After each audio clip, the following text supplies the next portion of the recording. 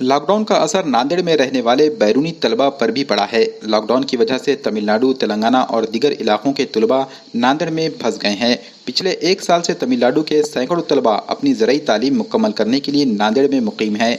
इन तलबा में से कुछ लॉकडाउन से पहले ही नांदेड़ छोड़ चुके थे, जबकि 30 तलबा लॉकडाउन की वजह से नांदेड़ में ही फंस गए हैं।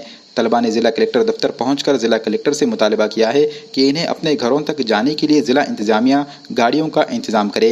3 से 4 घंटों तक तमिलनाडु की ये तलबा जिला कलेक्टर दफ्तर में डेरा डाले रहे।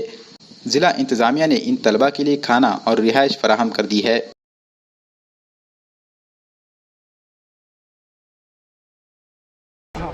हम तमिलनाडु से आए हैं। हम चेन्नई है, एग्रीकल्चर पढ़ने के लिए इधर आए हैं।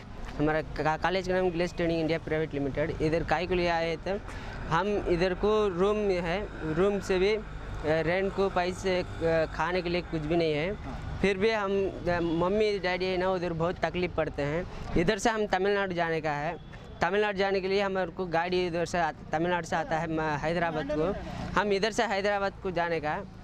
उधर जाएगा तो हम गाड़ी से जाने का है। इधर हम पुलिस के पास भी, कलेक्टर के पास भी बोले थे, वो एक्शन अटेंड का बोले। अभी कलेक्टर क्या बोले थे, बाहर नहीं जाने का, तुम्हारे को इधर खाने का, पानी का कुछ भी मैं करने का है। इधर रहने का भी मैं देखता हूँ, है ना, बाहर नहीं भेजने का है। कितने जन है तुम? हम इधर 30 जने हैं।